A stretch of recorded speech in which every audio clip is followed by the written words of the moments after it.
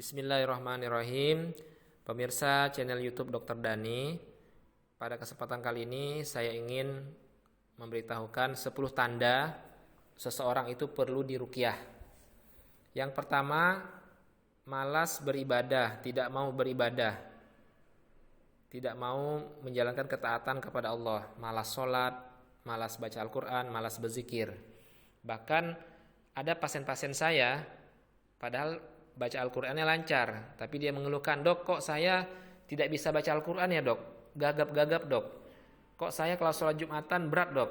Kok saya kalau sholat subuh berat, Dok?" Dan lain-lain. Yang kedua, marah yang tidak terkontrol, mudah emosian, hal-hal yang sepele marahnya meledak-ledak. Yang ketiga, sedih, sering sedih, gelisah yang berkepanjangan. Yang keempat, mudah untuk tertawa atau menangis tanpa sebab yang jelas. Yang kelima, susah untuk tidur, tidurnya larut malam. Bahkan kalau tidur sering mimpi yang menyeramkan.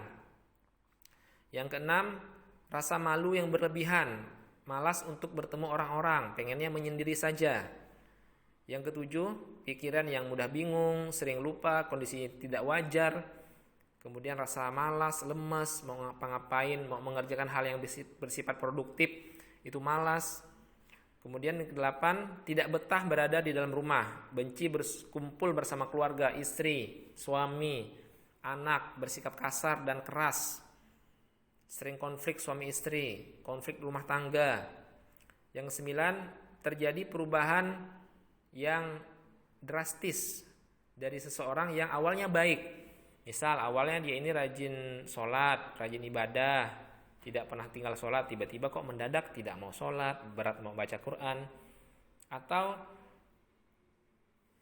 usahanya laris, sebelumnya tokonya laris, usahanya laris, ekonominya bagus, kok tanpa sebab yang jelas tokonya jadi sepi. Atau seseorang yang susah untuk menikah, berkali-kali menikah padahal secara akal dan pikiran sudah cocok, sudah pas, kok tiba-tiba gagal menikah. Atau sudah berusia yang seharusnya menikah, kok susah benar mau menikah. Yang ke-10, penyakit medis yang gejalanya medis, ya, medis dalam artian saya tekankan di sini adalah seperti sakit kepala, kemudian pegal-pegal, nyeri di anggota tubuh, yang orang beranggapan ini penyakit medis ini, pergilah ke dokter, dibawa ke dokter, diperiksa, dilakukan pemeriksaan fisik, pemeriksaan lab, pemeriksaan penunjang lainnya, semuanya normal, diobatin, tapi tidak ada hasilnya, tetap aja sakit. Walaupun sebenarnya ruqyah dengan izin Allah bisa mengobati penyakit medis dan non medis. Silahkan simak lagi tayangan saya di channel YouTube ini, judulnya ruqyah, insya Allah bisa menyembuhkan penyakit medis dan non medis. Sekian 10 tanda seseorang ini perlu diruqyah, mudah-mudahan ini bermanfaat. Pesan saya adalah jika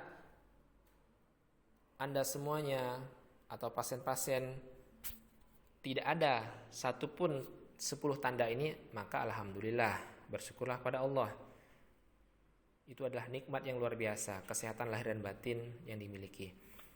Tapi jika yang kedua, ada teman, keluarga, pasien memiliki salah satu dari 10 tanda ini, maka sebaiknya dilakukan ruqyah secara mandiri atau datangilah seseorang yang ahli untuk melakukan ruqyah. Semoga Allah memberikan kesembuhan. Saya Dr. Dani, saya adalah dokter, sehari-hari memberikan pengobatan secara medis, obat-obat medis kepada pasien, memberikan edukasi bagaimana pasien bisa sehat lahir dan batin. Tapi saya juga meruqyah. Kenapa? Karena ruqyah adalah salah satu metode pengobatan yang sangat bermanfaat untuk pasien. Hasilnya sangat baik untuk pasien. Alhamdulillahillazi bi ni'matihi tatimmus shalihat.